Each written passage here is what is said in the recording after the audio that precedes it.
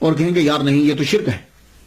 تو میں عرض یہ کرنا چاہوں گا، اگر آپ قرآن مجید کی سٹڈی کریں، قرآن مجید کو پڑھیں، تو بہت سے الفاظ ایسے ہیں کہ اللہ تعالیٰ نے وہ اپنے لیے بھی استعمال کیے ہیں اور اپنے بندوں کے لیے بھی وہ استعمال کیے. یہ اگر فلسفہ آپ کی سمجھ میں آ جائے تو پھر یہ الغوث العظم، مشکل کشا، یہ الفاظ جو ہیں وہ آپ کو ڈسٹرب نہیں کریں گے. بس پہلے آپ نے یہ سمجھنا ہے کہ کیا اللہ تعالیٰ نے وہ الفاظ کے جو اپنے لیے خاص کیے تھے، کیا اس نے وہ بندوں پر استعمال کیے ہیں کہ نہیں کیے. یہ اگر آپ قرآن مجید سے پڑھ لیں تو آپ پر جو ہے یہ حقیقت واضح ہو جائے گی. یہ مسئلہ آپ کو کبھی ڈسٹرب نہیں کرے گا. قرآن مجید کے اندر بہت سے ایسے الفاظ ہیں کہ جو اللہ کے لیے ہیں لیکن وہ بندوں کے لیے استعمال ہوئے ہیں. سب سے پہلا لفظ جب آپ نے سورہ فاتحہ پڑھی تو الحمدللہ رب العالمین ہے. یہ لفظ رب ہے نا، جو یہ اللہ نے اپنے لیے استعمال کیا قرآن مجید کے اندر. جتنے انبیاء کرام ہیں جب بھی انہوں نے دعا مانگی انہوں نے ربنا کہہ کے دعا مانگی. اس لیے کہا جاتا ہے کہ جب بھی دعا مانگو ربنا کہہ کے دعا مانگو، کیونکہ جب ربنا سے دعا مانگتے ہو اللہ تعالیٰ خوش ہوتا ہے اور اللہ دعا قبول کرتا ہے. ربنا آتنا فی الدنیا، تو یہ رب جو ہے یہ لفظ خاص ہے. لیکن سورہ یوسف پڑھتے ہوئے آپ کو یہ ملے گا کہ یہی لفظ رب تعالیٰ کا رب جو ہے حضرت یوسف علیہ السلام نے وہ جو شراب پلانے والا تھا اس کے بادشاہ کے لیے استعمال کیا. چاہیے سورہ یوسف پڑھ لیجئے.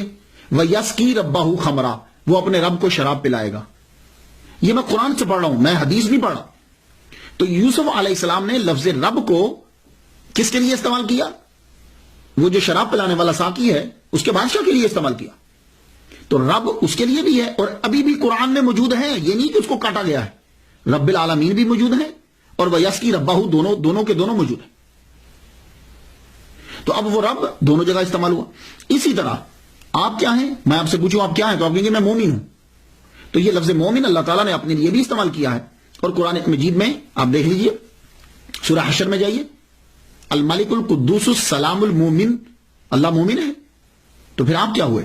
اسی طرح اللہ تعالیٰ نے لفظ حفیظ استعمال کیا اپنے لیے، تو وہی حفیظ یوسف علیہ السلام اپنے لیے استعمال کر رہے ہیں اور قرآن میں ایز اٹ از موجود ہے. انی حفیظ علیم، حفیظ بھی اور علیم بھی دونوں الفاظ اللہ کے لیے قرآن میں استعمال ہوئے اور دونوں یہاں استعمال ہو رہے ہیں. اور اسی طرح رحیم کا لفظ اللہ تعالیٰ نے پورے قرآن مجید میں کسی بندے کے لیے استعمال نہیں کیا سوائے محمد مصطفیٰ صلی اللہ علیہ وسلم نے. اپنے لیے استعمال کیا اور ایک مرتبہ پورے قرآن میں کہا بالمومنین رؤوف رحیم. رؤوف اللہ کے ساتھ آتا ہے لیکن اس نے بندے کے لیے بھی استعمال کیا، حضور پاک کے لیے، اور رحیم بھی استعمال کیا. اسی طرح ولی کا لفظ جو ہے وہ اس نے اپنے لیے بھی استعمال کیا اور دوسروں کے لیے بھی استعمال کیا. تو دیکھیے ویسے اگلے کو مارنا ہو تو جو مرضی یک طرفہ ڈال دیا جائے، لیکن حقیقت یہ ہے کہ بہت سے الفاظ ایسے ہیں کہ اللہ نے اپنے لیے بھی استعمال کیے اور بندوں کے لیے بھی استعمال کیے. اب یہاں آپ فرق کیسے کریں گے؟ کیا آپ مشرک قرار دے دیں گے اس بندے کو؟ نہیں. تو پھر آپ فرق کریں گے کہ اللہ کے لیے وہ لفظ جو استعمال ہوتا ہے وہ حقیقی معنی میں استعمال ہوتا ہے اور بندے کے لیے جو وہ لفظ استعمال ہوتا ہے وہ ایک خاص وقت، خاص شے اور مجازی طور پر استعمال ہوتا ہے، یعنی قیود کے ساتھ استعمال ہوتا ہے. تو اللہ کے لیے وہ لفظ قیود کے ساتھ استعمال نہیں ہوتا. اب فرق واضح ہو گیا حقیقت اور مجاز کا.